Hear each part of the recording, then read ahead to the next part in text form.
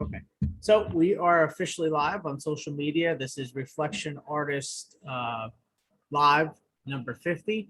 And we have special guests with us today, Chris DiGiovanni. And he wears a bunch of hats. So diving into that, today is, of course, Wednesday, and it is October 27th, the weekend before Halloween. SEMA. So, or hey, listen, when you go to SEMA the weekend, like where the Halloween lands, is a crazy, it's a freak show. It's a cluster. If you go out at night, everybody's dressed up, and it's bad enough it's already like that year round, but giving people the opportunity to be able to dress up and then it's acceptable. Sure. It's crazy. But the only thing scary outside of that is we're on episode number 50. So thank you for being on episode number 50. We hit the big 50 mark, which is really cool. Going from the first one. Yeah. And then having now all these guests, including yourself. So with Chris, if you guys don't know, he is president of 8-bit. And 8-bit is, am I saying that correctly? 8-bit creative. That's right. Sorry. 8-bit creative.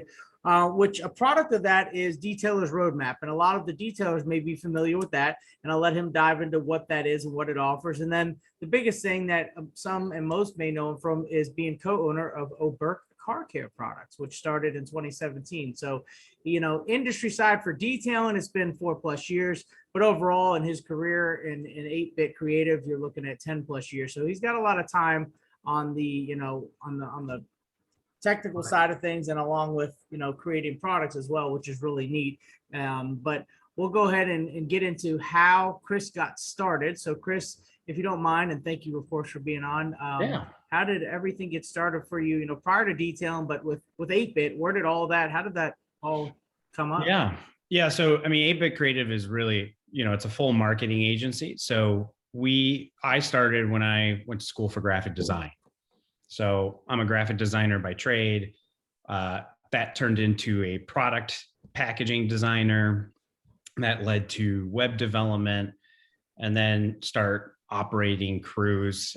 So I come from like the food and beverage industry. So nice. Yeah. So I would, a lot of times we would start small, then product, then really what's called life cycle marketing. So really learning how to launch a product, and kind of essentially what steps you need to do prior to that, launch it and post, and then kind of create that kind of buzz. So that's really kind of my background, more or less, is launching products, launching brands, and getting them going and up and rolling, and then building a team of how to operate those brands and kind of grow in success. So that's my big piece, really, in the beverage side, and then kind of flip to the other of seafood was the other part of the food. So did you have any major brands that you had the opportunity to work with that you can speak on? Yeah, there's a couple that I can say. So there's a few brands, like Hello Water is a brand that's been coming for a few years now, which is like Bai would be like their main competitor, like Bai Bubbles and stuff like that. Seamaz, which is a seafood product, and Oishi Shrimp, which is a shrimp product.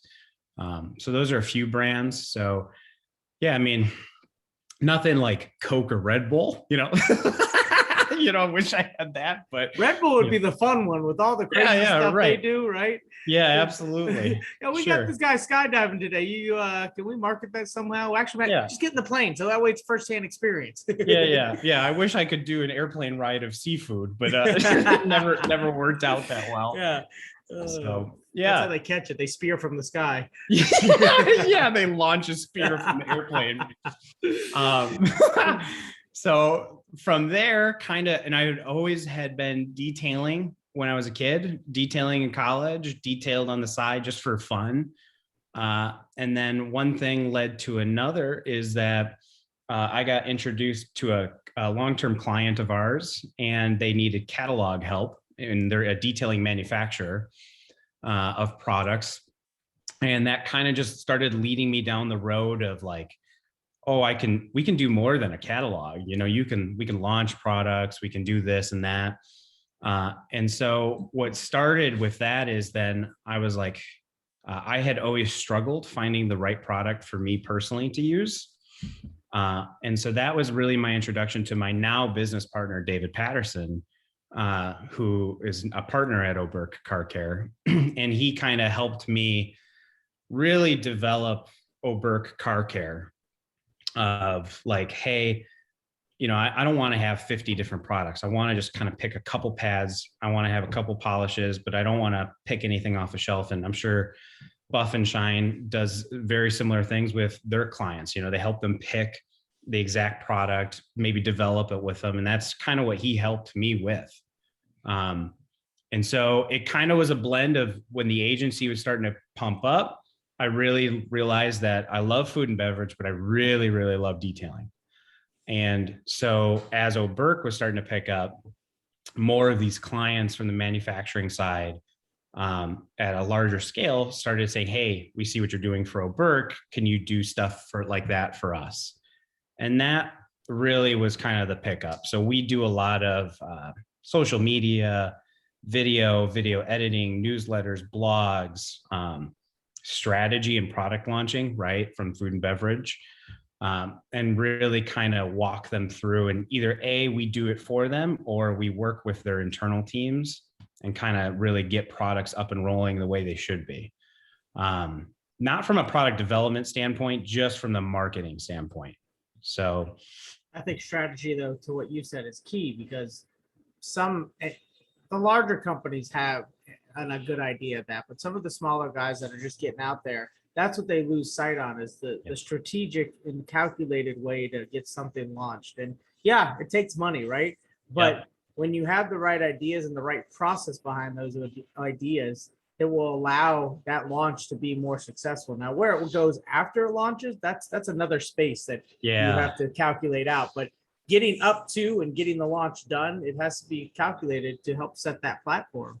And it's so difficult too, because manufacturers, like, there's so many good products out there, but when your manufacturer comes out with a new product, it's probably great, right? They've spent a lot of time on it, but how do you get the word out there? Because it's not super cost effective always to have your 20 sales reps push the living heck out of it and make those phone calls. You need kind of steam to build up outside of their own sphere of influence. And so that's really my strategy pieces that I really usually bring. And so it's not just me at 8-Bit Creative. There's a team of 7 of us. So I've been very fortunate to find very great people here in Milwaukee, Wisconsin.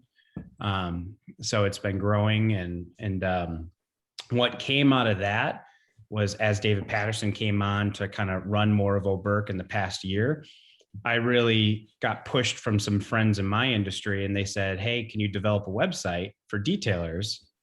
And I was like, yeah, I mean, a really good website's always like $5 or $6 grand. And I'd always get the hands thrown up in the air, like a really high performing website that does what it should do, not just look pretty, costs a writer, it costs a developer, it costs a graphic designer, and it has a strategy piece to it. And so the answer I always got with that was like, I don't have that money. But I'm like, well, if it brought you ceramic coatings day one and basically paid for itself in a month, wouldn't you do it? And the answer was like, oh yeah, I'd do it, but you got to show it to me. Well, a lot of people are used to the Wix and these websites and GoDaddy, where you could have a simple template website. And that's great for if you're just getting started, right? And you're on a budget. But if you do have a little bit of money and you could push yourself to get that extra in your budget, it's well worth it. It's because, I spent probably almost $4 grand on my website building it out with who I worked with. And at first it was a little bit of a price shock, and I was like, oh, because I was used to the good old phone book days and transitioning from phone $12.99 a month. Let's do it. Yeah, so I get it. But now it's like, you could go online and look up how to, get a website built, and you got all these cheap ways of doing it that they're quick fix templates, cookie cutters. And so you present your price for doing a real good custom one that has all the back end stuff, with doing it the right way. Yeah. People are like, oh shit. And you're like, yeah, well, that's what it takes. Yeah. And people, my biggest one is like my friends were, and I always pick on them, I love them to death, Mike Carlin, of IGL, and Jeremy Casper. they had gotten websites from previous companies and they looked either really good and didn't perform, or maybe slightly performed, but really didn't convert people. So my biggest thing in marketing is like, presentation is everything, but if it doesn't convert to a lead, it's junk. I can look really good today on video camera, but if I can't close a deal when someone, yeah, if I can't close the deal when it comes to, walking in the door, that's a bad conversion. So the biggest thing we did is I took the team that's been working for manufacturers for 5+ years now, and we said, well, how do we write for the industry we already know? Well, that's easy, but let's combine it with some good tactics, and how do we pull our price point down? And so the goal was essentially get people down to like 99 to 179 a month. I can give them now basically a $4,000 to $5,000 website that's built in-house, and it's completely customized to them. So I don't take a template, change 5 photos, change a couple names and walk away. That's not how we do it. So we have a completely process, it's automated, and we have 2 writers on staff, 2 graphic designers, and 3 SEO specialists. So yeah, it's been fun. I thought we were going to launch like 5 or 6 websites a month. I was like, all right, let's just fill the time, maybe fill in that Thursday or Friday gap. And we'll probably hit close to 100 sites here in 90 days, pretty quick. Oh, wow. Yeah. Now, digging into that side of it, right? Let's Yeah. talk on the meat and potatoes of that with dealing with detailers, because we know that it's a very large spectrum of income and, and ideas. So what are some of the things you're seeing, because obviously there's a lot of detailers that it's Peter, Rob, and Paul too, where they're making money. It looks good on IG and Facebook, but realistically their bank accounts are saying something completely different. So what difficulties are you seeing in the reality of what's going on in the market with detailers trying to build these websites? Are they like coming to you saying like, listen, I can do this, I can do that, and then they're hard to get a hold of? Or are a lot of them pretty straightforward that are actually reaching out to you? Are those the ones that are true to what they're saying? Yeah, my most common customer is someone who's doing it on the side and maybe was getting 1 to 2 leads a month out of their site. Okay. And so they might have had traffic. Our most common customer will call us and like, wow, getting 15 to 25 leads out of the site in a month now, with not much thrown at it. Where we see kind of the hiccups, as you might say, as you kind of led into it, is we have a form that they have to fill out, a detailer has to fill out, and it takes 40 minutes. And if they hop on a call with me, I kind of prep them. I say, hey, you're going to hate this form, but we're not going to take money from you until you fill out the form. It's a commitment from their end, and it's a commitment from our end. And the form will really, I'd say about 80% of people still fill it out, 20% fall apart halfway through. So it's a filter. Yeah, it's a filter. It's definitely a filter. Because it will literally, we're going to ask you, do you want exotics on your website? Do you want lifted trucks? Do you want to talk about the manufacturers? Do you want to, when you do a paint correction, is that included in your ceramic coating? Because we know the industry really well, we really get really granular with it. And that, I think, sometimes scares people into these detailers of like, oh shit, maybe I don't really know my pricing. That's usually what comes out of that form. That's probably my most about themselves and their business. Yeah. I can't wing it anymore, So, and that's probably why their old site was not working for them, right? Because they never really, we treat websites like Amazon. And if I had one tip for this kind of big thing is, if it was really difficult to get a price on a new car today, or take delivery, or pick your options, you wouldn't go buy a new car, right? So why would we make your website difficult? So I always tell people is like, treat your website, whether you do it through us or you build your own, make your website like Amazon. Tell people what they're getting, show a visual to give people the understanding of what they're doing, kind of to explain your process, just real cut, and don't do long paragraphs. People don't read shit nowadays. I hate to break it to you. Attention span is like that. I was supposed to be on a 10-minute early for this podcast. I didn't read shit, so So you're guilty a little bit. yeah, oh yeah, 100% guilty. And then we always do just like Amazon. We make a call to action on every part of our website. So our websites are button heavy like crazy. And it'll say, call now, book it today, get a quick quote. We're going to kind of mix it up, but treat your website like Amazon. Make life easy for the viewer, and then you'll get the most qualified lead if they come in. If you put blank out there, you don't know what the hell you're getting, and that might be what you want when you start. But as you can probably attest, re-explaining ceramic coating 15 times over in a day will really blow your day apart, for one. Oh gosh, yeah. And especially if 60% of them are coming in unqualified and not knowing your pricing.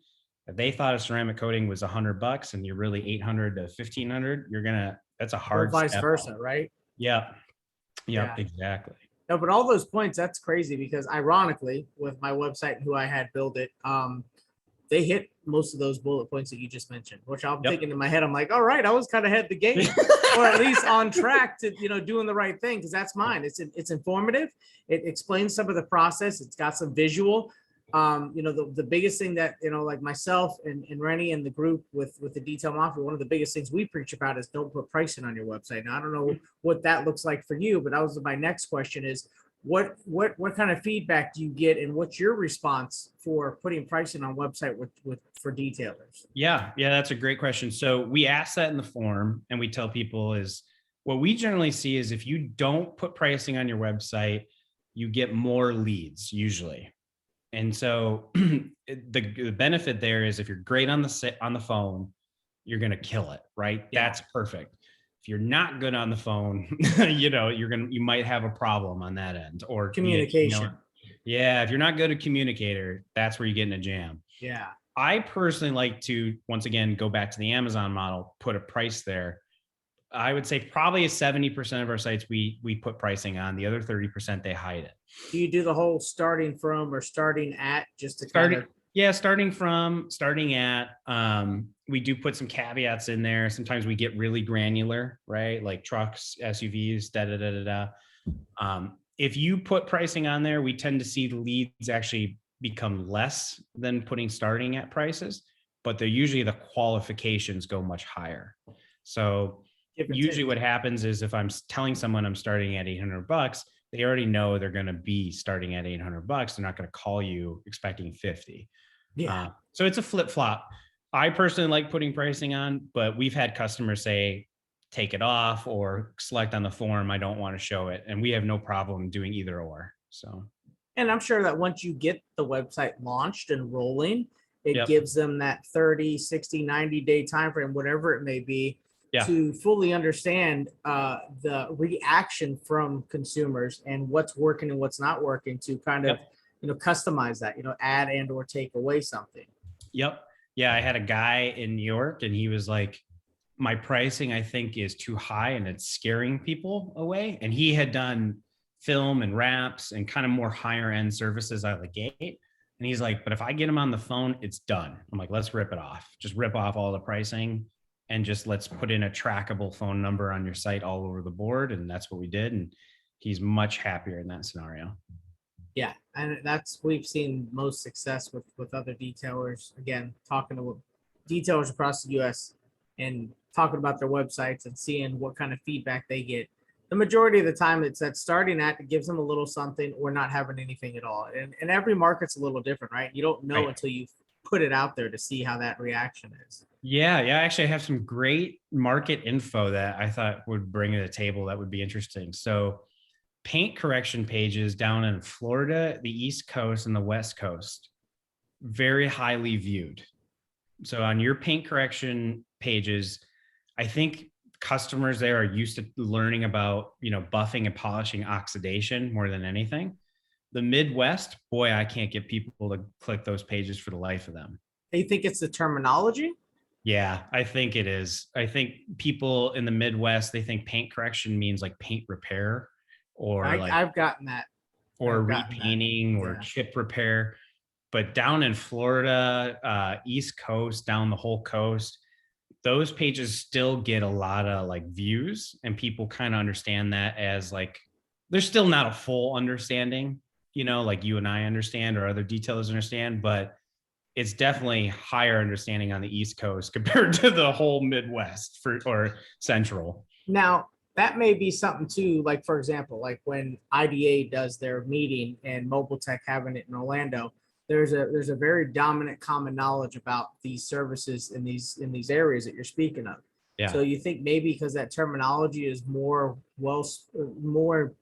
spoken more often, that maybe that's why it becomes more consumer awareness to what that means? Yeah, I think so. Yeah, I think either it's coming obviously from manufacturers or detailers themselves, and the consumers are getting knowledge, or did you always just grow up and knowing your red car is not supposed to be pink? Yeah. We don't up here in Wisconsin, we don't get that high level oxidation you guys go through. Yeah. Nowhere near. We just don't have that sun level. What's your feedback on coatings in that category? Coatings, I would say the knowledge is so pushed up in the past few years. It's insane. So we tend to do so. How we typically break a website up, just so people understand, is like, you're going to tell us your pricing and packaging and all that stuff. We're going to bundle that up. We typically put that on the top or the middle of the page. And then we do what's called common SEO traits. So we actually will write unique writing below in that page, and we'll say like, what is ceramic coating? Why is ceramic coating better than wax? What's the advantage of ceramic versus wax? There is still a low level of knowledge, in certain areas, and some people just kind of want to know that you're also an aficionado when they go to your site and you understand it, and they're kind of doing it as a reaffirmation piece. So we still kind of write to the lowest common denominator, if that makes sense. Keep it simple. Yeah, yeah, a little bit of KISS. So it's good for SEO. It's really good because people search basic. They don't, or they search super niche. They're going to search Miami ceramic coating, and then you're going to naturally possibly come up higher because of all the benefits you've kind of written for Google to read. So now, would you say the go ahead. benefit to what you just said, like Miami ceramic coating, and not to get off subject, but going in and getting a bunch of key title domains and just buying a boatload of them and redirecting them to your website? Do you think that is something that is super helpful if you're getting those key domain names like Miami coatings, Miami ceramic coatings, and just redirecting those domains to your website? Obviously, it's not your official website name. Yeah, does that help? That used to be the old school way, Okay. and so Google is unfortunately smarter than you and me. And so Google realized a long time ago, people would do that and then do a push, right? So it does still work. What if you were really going to trick it up and do it the right way? You would buy that domain, you would write a unique piece on that domain of why ceramic coatings in Miami, and then you would make it a landing page to bring to your site or create a booking page right on that. And you would still connect that what's called colloquial data to your other site as a reference. I'm really speaking over someone's heads. No, that makes it a full circle to keep everybody coming to you. More, but more leads, more plugs, more that's traffic. Right. Yeah. So you're basically creating that separate domain and saying you're giving a unique piece of information to Google. Google's like, oh, this is great. It's not just forwarding me to someone. And then it's saying, oh, okay, here's the reference of the company or the person that wrote it for the other site. And it connects the two. And it basically creates what's called a domain authority mesh. And so it's starting to rank certain things. It is a tactic that we do use for our SEO plans, which are separate than the 99 to 179 a month. But that is a tactic we do use. Huh, I like that. That's pretty neat. Yep. Yeah. No, I took that old school approach to say and did a lot of that. And I own a lot of domain names. Sure. Yeah. Hey, listen, I want market share. How am I going to do that? Spread it. And the internet world, that was kind of the thing to do, in that time frame, especially like that 2015 time frame, that momentum started happening more so for us detailers. Yeah. They would probably pick up more steam if you've had those domains for 5+ years, like you've had, and then writing unique content, like just a 1 to 3 blogs on there, and then we're putting essentially either quote now or refer to your main website at the bottom or in the middle, it would probably even pick up more steam. Now, as far as video content versus photo content, I mean, are both equal, or is there more value with one over the other? Yeah, that's a great question. I dealt with a customer actually down in Naples, and he wanted a video up top. And I said, listen, 4 years ago, video was like king. You had to put a video on your website, otherwise you were a putz, right? That was the move. Nowadays, Google actually gives you more higher rank the faster the website loads on your mobile phone. Yeah. So we tend to bury it a little bit on the middle of the page or just below the first, what's called scroll. I think video does work. It's still a great tool. I think it helps explain stuff for people who won't read, which is common. But just remember, video is good for the user, is how I always say it. Writing is good for Google. And so Google can't read what's being communicated on an audible or a video scale, but it can read all the writing we put in. So that's how it begins to start to rank you among your competitors. So a good website in general should communicate properly via video and writing. So understand. So that would make sense then, because you say the layering thing, I look at it as two different approaches when I see that. I see it as you're layering it because if obviously they make it past the first page and they start digging into your website more, then that means they're already intrigued, they're already seeing the value in you, and they're wanting more out of it. So by the time they get to that, it's there for them. As extra support to what they're looking for, and of course you as well. And then on the technical side, it's what Google is recognizing, one over another kind of thing. I get that. Yep, absolutely. Yeah, you got to play to all big pieces, to say the least. So now, are your websites you're building, typically how many pages are we looking at for your common? I mean, obviously it's going to probably be based on services, but what is your common detailer to say? Because obviously you're covering probably window tint, PPF, all these other things that detailers are now bringing in. But what's your common one with detailers? My most sold package now, I'm a nut job for Top Gun and 80s. Okay, so just kind of bear with me. So everything's based off of that stupid movie. I got you, Maverick. Don't worry about it. Yeah. So we're one package, we call it as the F-22 Raptor. That's like a 7-page site. So that's a home, a contact, and then we typically break 5 service pages up. If you want a gallery, fine. I'm going to put a gallery on your site, no charge, but I'm not going to charge you to put pictures on. We're going to do like a window tinting as, paint protection film, ceramic coating, detailing, and we can even break the detailing up into interior and exterior. Someone who doesn't do that many services would be our F-14 Tomcat package, which would be a 5-page site. So, you get a slight reduction in the volume of writing that we do when you go down to that level as well. But my most common customer is sitting in a 5 or a 7-page site. They have option to add more. I pretty rarely sell the 1-pager. It's pretty uncommon, but if somebody wants a really well-designed single-page site, a little tip that I can kind of give anyone who's watching this is, a single page site is okay. Don't get me wrong, as long as it's easy to navigate. The downside to a single page site is if you're trying to pitch ceramic coating, paint protection film, interior detailing, exterior detailing, you're trying to put a whole novel on one page of a book. And so then Google comes to you because Google's a library and the customer is coming in the library and it's going to go to your book. You're the book. And it's gonna be like, what the fuck am I reading? Like it's information overload. Yeah, it's like it's not niche enough. It's not specific enough. So that's why we usually want to break whatever you're talking about. Yeah, into a page. Yep. No, that makes sense. That makes plenty of sense. Now, other thing too is mentioning how detailers are bringing in. How many of these sites that you're building? What's the trend of detailers that are bringing in? They started detailing. I know it flips the other way too, where, some of these PPF or window tint guys can bring in detailing, but what are you seeing with the platform of a detailer bringing in PPF and window tint? What's the trend on that?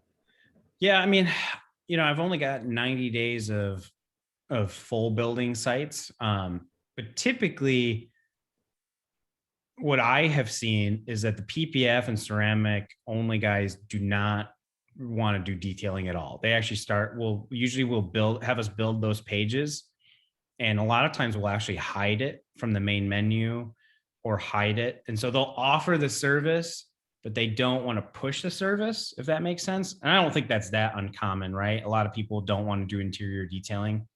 And then to answer your question on the flip side of, how many people are starting somewhere and bringing on, I typically see most detailers are at least offering ceramic coating, or that's their first step. I notice the second step is usually window tint. They usually don't skip to PPF without going to window tint. I notice that's a typical service that they bring on. But we do have some people that do go from ceramic coating right to PPF, but usually there's that subset. Seems like window tint is a good step. Yeah. People who want to get into film. Yeah. Film application, film category, Yep. cost compared to PPF is different. Yeah. I think it preps them too, right? The squeegee, Yeah. So Okay. I don't know if that answered your question. No, that's perfect. It's just something for listeners and, people who may have interest in building their business and stepping into these other services and adding them as an additional revenue. And it's good to know what that trend is, because I feel like I'm seeing in these past couple of years, it may be pandemic related for people to find other sources of income to add to what they're doing, whatever it may be. But I feel like I've seen a huge trend in the past, I would say 3-4 years of people dipping into the tint and PPF, because it's still, you're getting the same customer, and it also eliminates the customer having to go so many other places. And it keeps them in-house and keeps them spending with you, and which is great for business, but also super convenient for the customer, especially if you're producing quality work and it all happens right there and under one roof. Yep. It's a win-win. Yeah, I think the window tinting is definitely an entry. I'm really happy. I tell people all the time, steal from us. Steal from us on how we design. But we like to put a visual to window tinting. And I'm not just showing a picture of someone tinting, but we like to take a graphic of a car and then color the windows to show people a 2 front, a 4 window, a 5 window, nice, a bra. Steal from us. I think people have a hard time pricing window tinting on websites, and it actually took us a good 45 days to kind of really crack the method for us personally to explain it easily. But if you can visually explain it on your website easily, because a lot of people do the bolded list. Prices start here. And people are like, we're all visual nowadays, right? Yeah. There's a reason why you have a banner behind your body. I'm looking at the buff and shine more than those muscles, It's just my body on my body. That's all. It's my body on my body. So, make it easy for customers. Tell them, visually what you're doing with window tinting and PPF. But yeah, I think you kind of hit it on the head. So. Okay. Well, you guys heard it. If you're looking for website development, definitely reach out to Chris. Now, as far as Oberk, now I know that now that's a baby for you and Dave, of course. And so with Dave and his history in the industry, which is huge. I got to meet Dave in the early years. I actually got to work with Dave doing the Barrett Jackson show. So getting personal and building a relationship with him was awesome, because he's has a wealth of knowledge. Right. And, going into that with your background on the marketing side and his background on the product side, I mean, just, it feels like a good combination you guys have there. But, you've kept it simple, and the simplicity, I feel, has made you guys super successful, and you with the marketing and then the product actually working to what it says it should do is awesome. Because, and not to throw shade on anybody else out there manufacturer wise, but the fact of the matter that you were able to come out with 2 products that were bangers right out the gate and worked well. And then some of these manufacturers that are 10, 20, 30 years old legacy companies that still can't get a freaking compound or polish right. Come on now. I have nothing to say to that. I mean, kudos to you guys. I appreciate it. Yeah, we took a long time figuring it out, and My biggest thing, whether it's websites or products or presentation, is like, we just want to do it right or don't do it at all. That's kind Yeah, of our motto. And we've had products that we've almost come out with and it just didn't hit that bar for us, and the problem is just so many good products out there nowadays. that's the other thing. Yeah. There's so much good stuff out there. And it's kudos to these companies that are launching fantastic products. So, and Dave has been brought on as not an employee, but he's a partner in the business now. And and he worked for Lake Country Manufacturing for quite a few years. And Who? I think, yeah. I'm And they're great guys over there. yeah, they are awesome. Jay and Don and everybody over there is pretty cool. And so he just wanted to, I think he was not done with buffing pads, but he wanted to see, how can I take this experience and grow it further? And like, his first product that he launched with us is Defense Gel and the wheel cleaner. And it just kind of speaks to his mantra of like being really thorough and trying to bring something new every single time. And it's very tough in this industry to bring anything new. I'm sure you guys know. So Yeah. No, and you're keeping it small for now. Obviously, you're growing. The new wheel and tire cleaner you just launched, the iron filing remover. I mean, that seems to be a hit right now. Yep. And I'm sure you guys put a lot of R&D into that before it was launched. Yep. But yeah, marketing absolutely. looks sexy as well. Yeah. Yeah, doing a good job at that. So no, that's it's been well. And again, keeping it simple, and just having the basics of what the details and listening. And that's the other thing is, Dave's been in the market. He's listened to the details. He knows what they're looking for and what they're trying to achieve. And especially with coatings this day and age, that's the foundation to, what the shine and everything is going to happen with that vehicle. And then the coating is going to be the icing on the cake. So Yep. being able to have that system to say, and that combination of what you guys produce is definitely hitting the mark and becoming another player in the market to say. Yeah. Yeah. We appreciate it. Yeah. We got SDC product of the year this year. So was super happy with that, which is even awesome to even be nominated and among major companies like that. So yeah, it's fun. It's the passion product, so it's going good. I'm really happy. So are you guys attending SEMA this year at all? Man, oh man. I have a client that we do work for, and he kind of scared me out of SEMA flu, not so much COVID flu. Just it's like, real. Yeah, yeah. It's real. I got all paranoid about that. And then I'm just not crazy about the mask thing. No. And for me, this would be a meeting for probably the agency side, meeting companies that we've talked to and just haven't, finally closed anything on. But I think, unfortunately, I'm going to pass on bringing my team this year. I really want to go. I just feel like this is probably not the year for us to go. I think Dave's not going from the Oberk side this year either. But the plan is essentially get in. Whether what happens next year, if they're going to make us wear face masks another year, we're going to go next year. If that's just yeah, just stick it out. Yeah, just stick it out. I was really disappointed to see all the companies bail out, and I think that probably was my big reason was that I saw them do it, and I was like, there's my handshakes cut in half. So that's how I looked at it. So. Now I know you just launched that wheel cleaner that we spoke about. Is there anything, and you don't have to say, but is there anything additional? God. Is there anything additional? Scoop? You're looking for a scoop here? Do anybody who is a follower of the Oberk brand, do they have anything to look forward to? You don't have to mention it. It's just a yes or no. Yeah. We have 4 great products that are done, researched, and developed. It took us 2.5 years to do.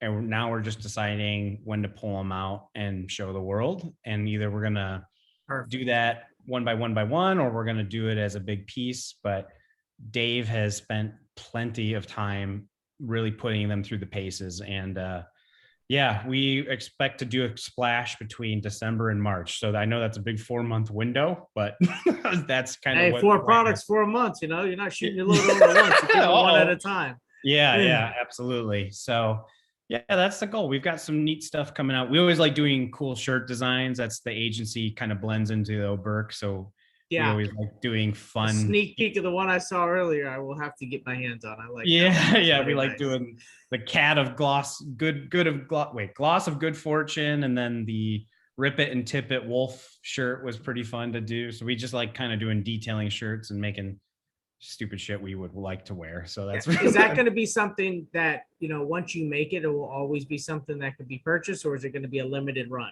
Yeah, we get a lot of flack for it. So we do the limited runs. And so, the first shirt we launched was like 50 shirts gone in a day. I'm like, all right, let's do the wolf shirt. The wolf shirt, we did 300. They were gone in a week. And then we did the gloss of good fortune shirt, and that was close to, I think, 500 or 700 shirts, and those are gone all quick. So we're clearly missing the mark on how much we should keep bringing. No, But the limited run idea, and especially with putting a number on how many you have, that just adds yeah, more value to it. And whether it's one person buying a majority or multiple people, they sell, they sell. That's it. yeah, and we're not trying to, it's not like a huge money maker for us by No, any stretch. We just enjoy doing them. We try and put them on branding. the nicest pieces of clothing too, which is, not a cheap Gildan or anything like that. But yeah, we probably should start not doing so much limited run. But to me, it's fun.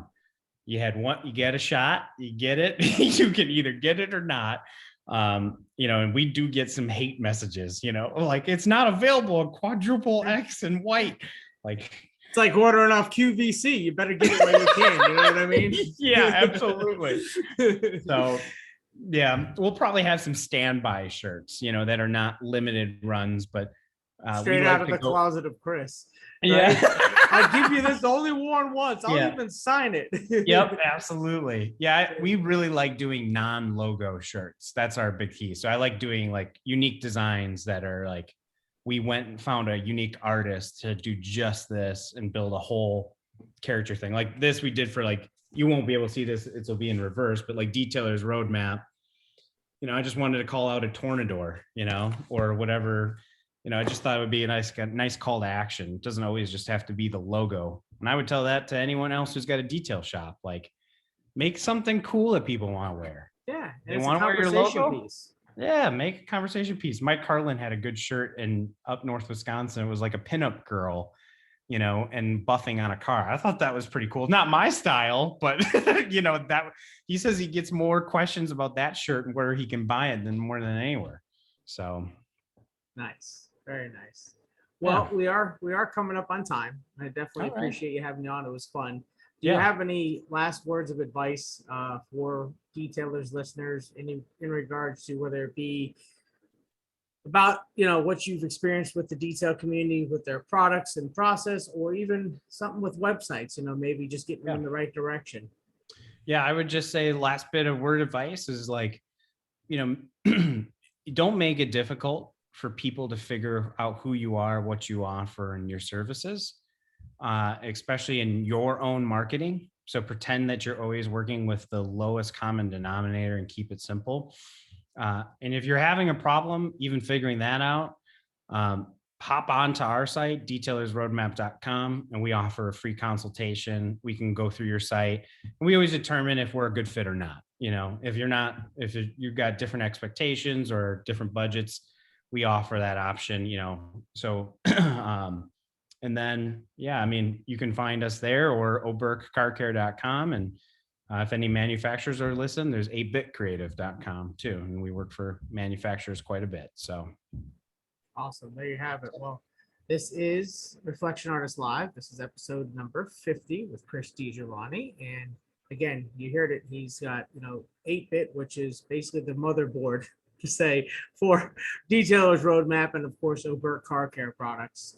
And you'll be able to catch him at shows. He tries to attend, the shows. He's active, which is awesome coming from a manufacturer. So thank you, Chris, for taking the time out of your day and spending with me and going over everything. And of course, all the viewers who are listening now, later, or whatever the case may be, on behalf of Buff and Shine, we thank everybody. Yeah. Thank you so much. Yeah, I'm going to sign off. So you have a good rest of your day, and everybody listening, thank you for watching and listening. All right. Thanks, Justin. All right. Take care, Chris. Bye-bye.